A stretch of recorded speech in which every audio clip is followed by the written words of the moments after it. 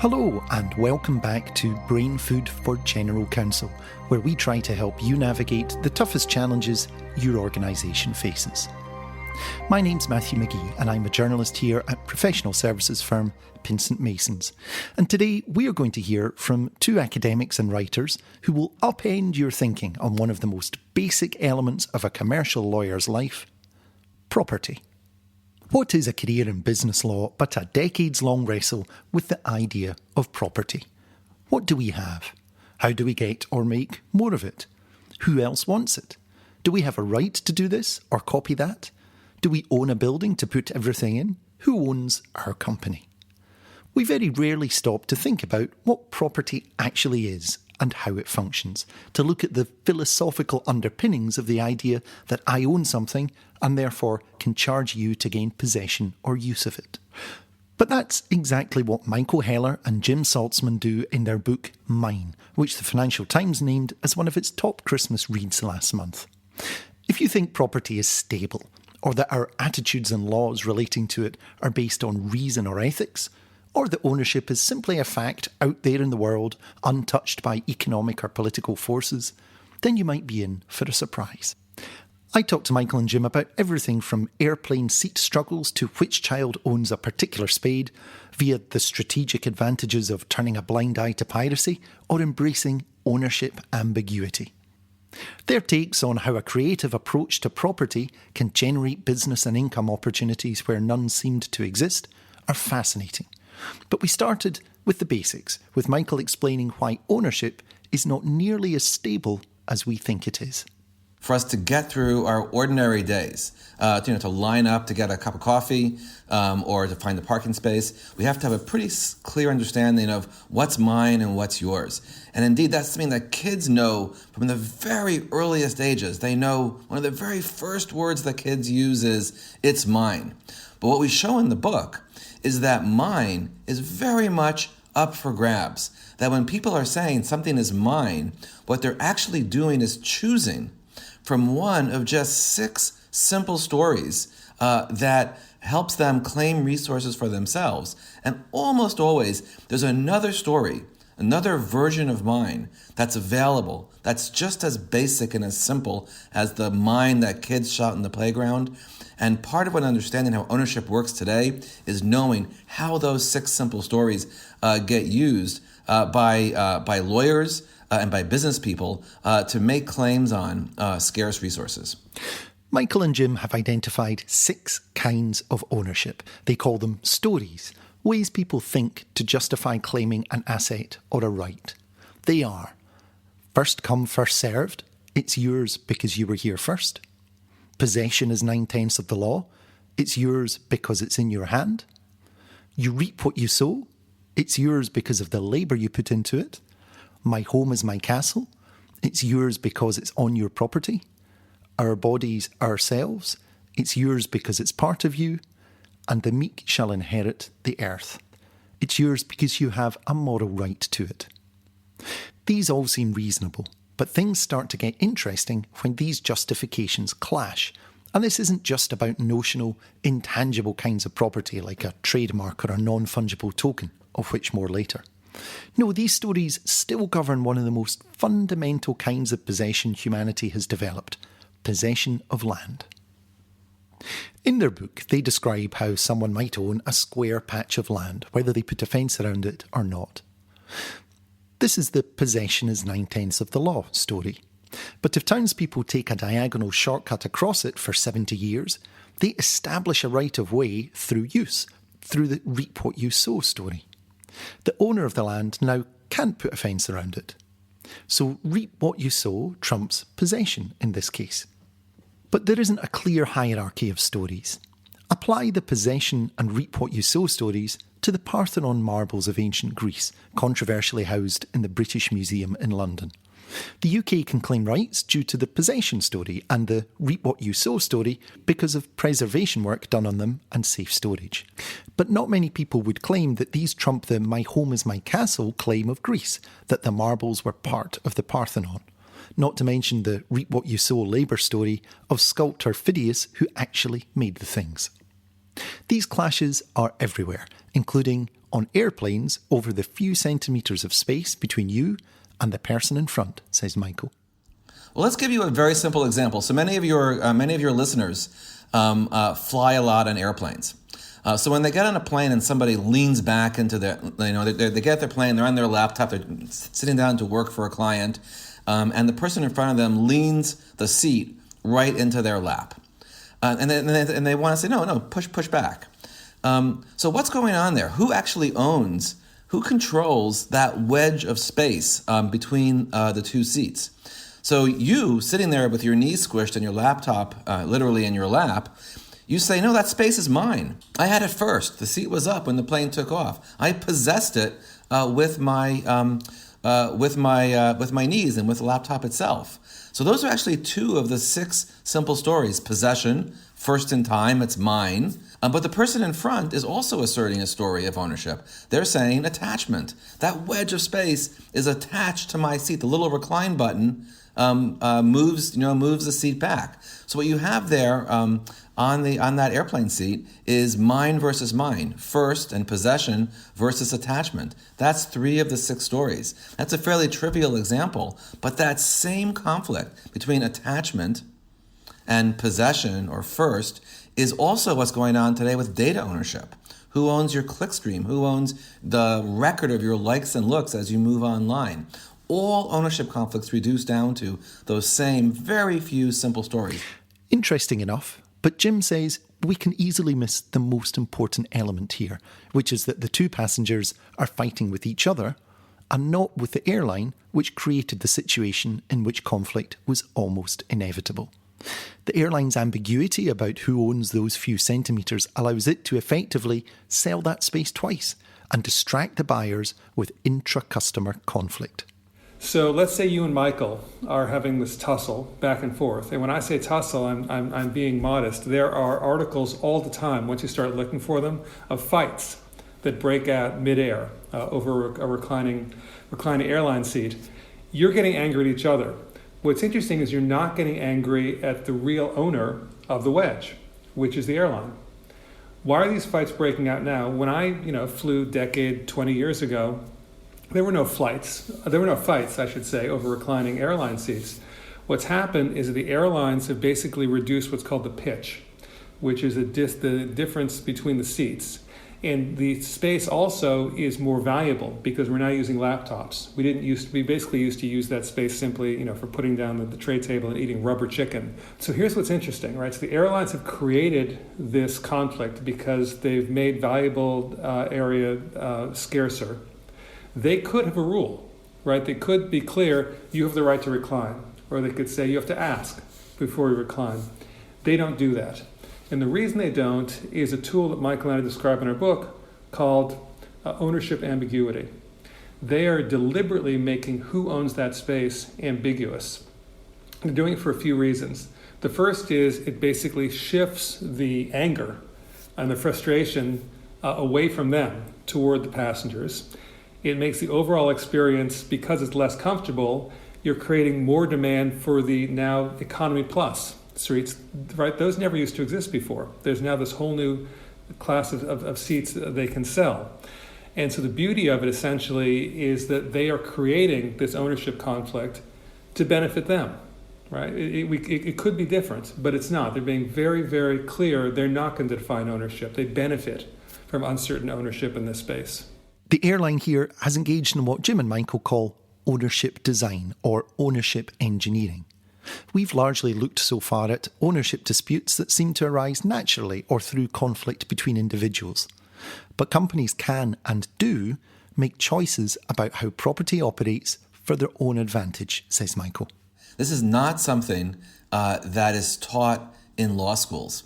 And it's often not something that lawyers know to advise their clients, which is that ownership can be engineered just like any other feature of a corporation's products, where the buttons are, where the levers are, how the product works. All of those features of product design have a complement, which is ownership design, which is how we structure ownership as a center for profit within the corporation. Many most cutting-edge tech companies today, surprisingly and counterintuitively, prefer to allow for theft of some of their product. So to give you an example, when we ask our students, how many of you stream your Netflix show or some other streaming content illegally? How many of you are using somebody else's password? All of their hands go up. They all do this. They all stream content illegally. And we ask how many of you know it's illegal? About half of them do. This is law students, mind you. And HBO and Netflix, the big streaming companies, they also know this. Netflix can find you. They can find the people who are illegally taking their content. It's not hard to do. The record companies did that a generation ago. So Napster was shut down, but Netflix learned from that. So what Netflix learned is it's actually more profitable to allow a certain amount of theft of their content. And they view theft in this context as a customer acquisition strategy. It helps build their pipeline of future customers. So tolerated theft, which is a second strategy alongside strategic ambiguity, turns out to be something that many of the most advanced tech companies are using to increase their revenue streams. Ownership design is where Michael's and Jim's ideas go from interesting philosophical question to the kind of strategic insight you can act on. They have identified 3 strategies that depend on non-traditional views of property and ownership. First up, tolerating theft.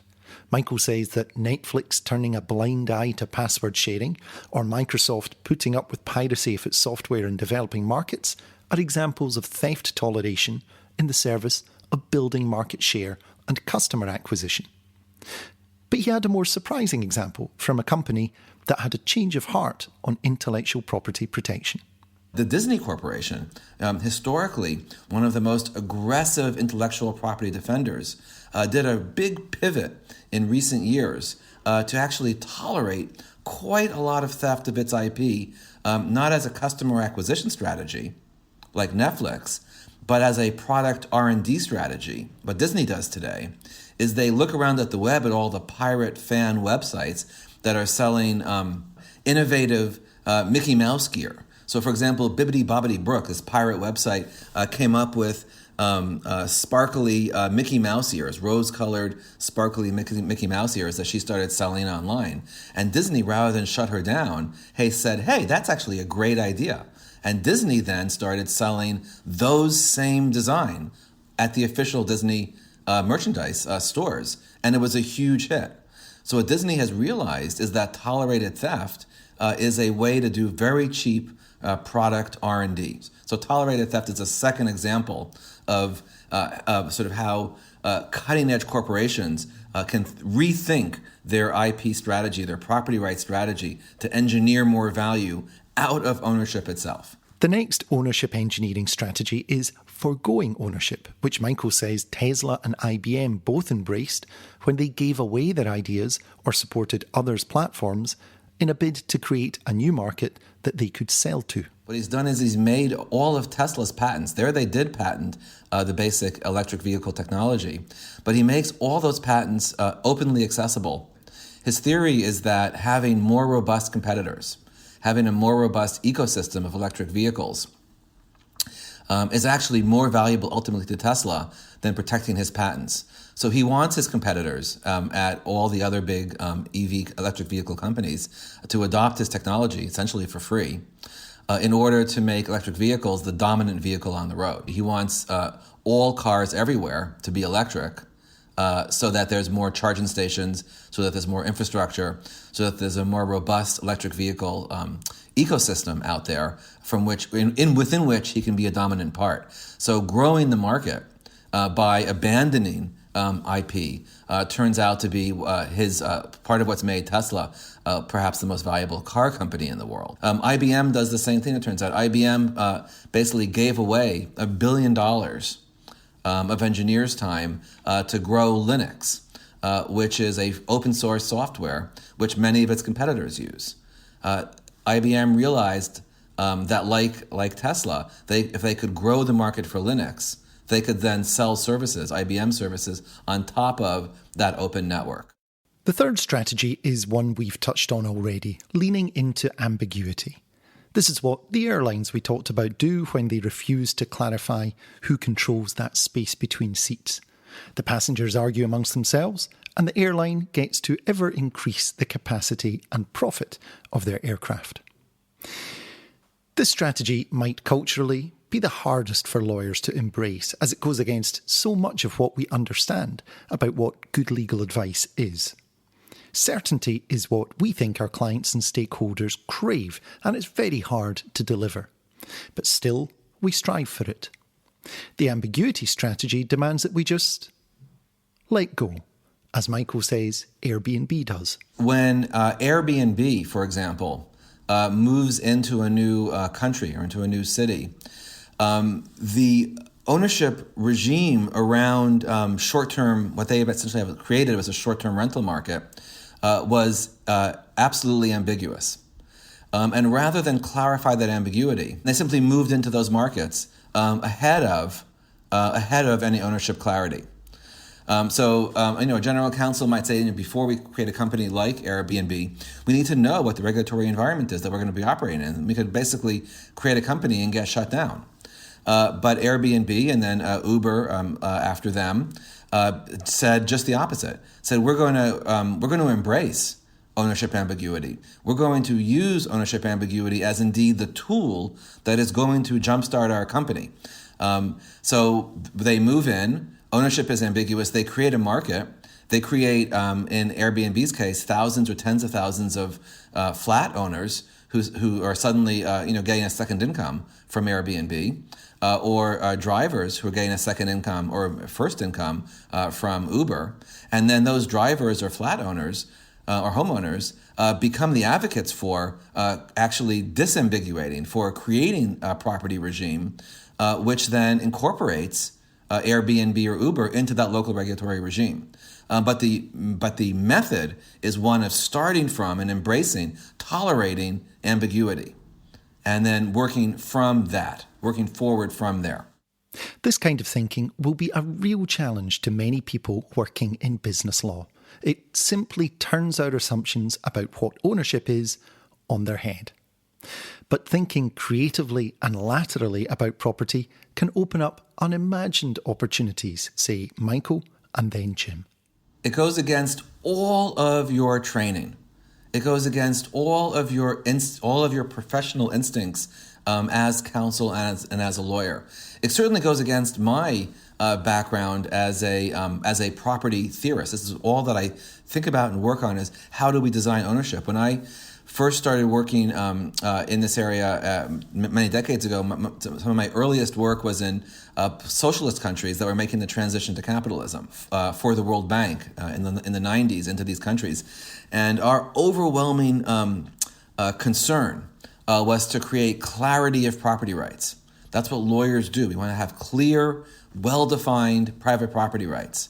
And in many cases, that turned out to be a disastrous approach, that the clarity that we were seeking was the opposite, was not wealth creating, which we thought it was, that the clarity was actually wealth destroying. Prior to going into academia, I was the European environmental manager for Johnson Wax. And I was constantly butting heads with the general counsel's office because their view, from my perspective, was what we call CYA in the United States, was basically, cover yourself, avoid any possible risk. And you can understand that, right? If the company gets into trouble, the finger is going to point immediately at the general counsel's office. And what Michael and I are suggesting is that that's fine. That's an important role. But realize also that perhaps surprisingly, legal strategies over how things are owned can actually be revenue generating. All right. So the expertise of lawyers doesn't simply have to be to protect the client against any and all possibilities. And it can also lead to insights on how new profit streams can be generated. What we're saying is think strategically. We don't generally think of ownership engineering. And what we're saying is lawyers actually may be well placed to be entrepreneurs, to be sort of ownership engineers. We're not saying forget about ownership, it doesn't matter. We're saying actually quite the opposite. Ownership matters even more than you may realize, because it's not simply this sort of binary, we must protect ownership at all costs or, willy-nilly. No, it's that you can craft the different ways that we own things to actually work to the company's benefit. So if there was sort of one message that we'd want to share with your listeners, it's for them to ask themselves, what are the different ways our assets could be owned? Which is not something that general counsels ask, but we think they should. And as Michael said, the most sort of innovative, savvy companies, they very much are asking these questions. We've restricted ourselves so far to pretty concrete examples, but we live in a time when whole new classes of resources are being created all around us. Cryptocurrencies, DNA sequences, behavioural data, and the current big thing in alternative assets, NFTs. Non-fungible tokens are a highly controversial kind of asset that are subject to the kind of price inflation that would make the tulips of 17th century Amsterdam blush. NFTs give you rights over a particular digital asset, usually an image, and control of some of the future economic behaviour of that asset, like a share of future sales. Lots of people tied to normal supply and demand economics just don't understand why others are flocking to pay huge sums for digital copies of a file that's usually otherwise freely available. So is this an example of creative ownership?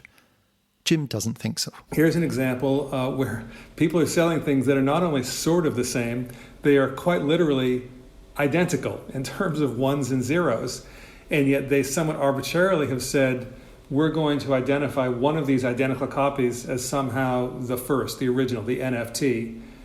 They're basically totally creating artificial scarcity.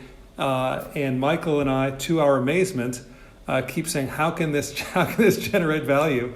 And yet, some of these keep selling for tens of thousands of pounds and more. But it's a totally artificial sense of scarcity, right? The NFT they're purchasing, in terms of ones and zeros, is totally identical to all the others. I remain befuddled, but I'm also a professor, right? Instead of a financial whiz. So maybe it's not surprising that I'm befuddled. But the rest of those intangible assets, biological or behavioural data, cryptocurrencies, highly engineered financial products, they are potentially highly susceptible to imaginative thinking about ownership. If I look at my phone, right, my smartphone, what do I actually own of value? Well, it turns out what I own of value is a plastic brick, right? What gives the cell phone actual value? It's the operating system. I don't own that. The data on it, I actually don't own the data on that phone. But we don't think about it that way. There was a study that was done where people were asked, if you buy a book or a song on the internet, digitally, is it the same as owning a sort of an LP or owning a CD or owning an actually hardcover book? 80% said yes, it is. They're wrong, right? You don't own it in the same way. Amazon can't walk into your study, into your living room and say, I'll take that book back, thank you very much. Or they won't even say thank you very much. I just say, I'll take it back. They can and have actually taken ebooks and iTunes off people's devices for various reasons. It doesn't happen often, but it can happen. And it's really a fundamental shift that hasn't taken place yet in terms of how we just assume we own certain things. So, when you, for instance, say you maybe want to fly for a weekend to Berlin or something, you go on the search engine, you look for flights to Berlin, and then this bizarre thing happens, which is every other website you go to, suddenly these ads pop up about hotels in Berlin and restaurants in Berlin. That's not coincidence, right? The search engines are selling your clickstream to advertisers. These transactions power much of the internet economy. And as Michael was saying, well, who owns the fact that you type that search in? You could say it's mine, and there's another story here, which is labor, right? I type it in there. You could say it's mine because of self-ownership. My clickstream is part of me. The web producers say, well, it's labor, right? We put in the effort to build this cool app that you went to, and so you reap what you sow, right? So we made the effort to build it. We get the clickstream data. or attachment, right? Your clickstream is attached to our website. The key point in that story is this is up in the air, right? In Europe and California, there's more interest in having the individual own that information. Other parts of the world, it goes the other way. In much of the US, frankly, it's unsettled. Michael and Jim think that creative uses of ownership can help solve the world's biggest social problems too. Giving people who live in or near massive forests ownership of the carbon-soaking capacity of those forests gives them an income that means they're less likely to engage in logging. Understanding the quite deliberate ownership rules that increasingly allow staggering wealth to travel between generations with minimal taxation will help tackle poverty and lack of social mobility. And understanding that ownership is never absolute and unchallenged, and that those 6 stories can unlock the power dynamics which are always at play, is a lesson that they would like each of us to learn, as Michael explains. Well, this goes back to how personal property is, right?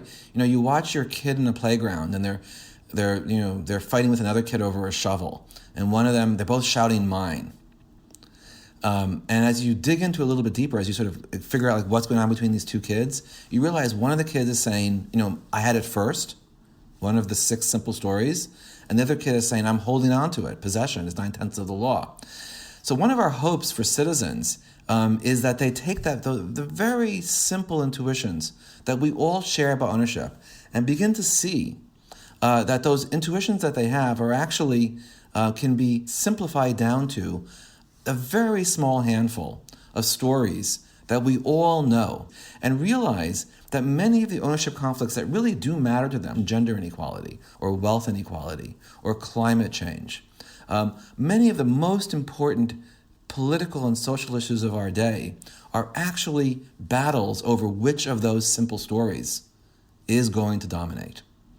And once you as a citizen or as a consumer realize that airlines are selling the same space twice, or that Facebook and Google are asserting a labor story against your self-ownership story, once you realize that ownership isn't a given, that it isn't natural, that it isn't timeless, that ownership is always, constantly a choice among a very small handful of competing stories, once you realize that, then our hope is that with that vision, with that clarity, you begin to see the world around you in a very different way. You realize that you're sort of a fish swimming in water, right? Fish don't realize that they're in water. And water, in this context, is the ownership tools and ownership design that governments and businesses are using to steer you to do what they want. That what you think of as just a natural, simple story is actually a choice by a business to extract value from you, or a government to steer you one way versus another. Then you can begin to make some changes. You can begin to pressure people that are the decision makers. Hey, we think the rule should be this instead of that we should control our online data, that you begin to have the intellectual tools to push back.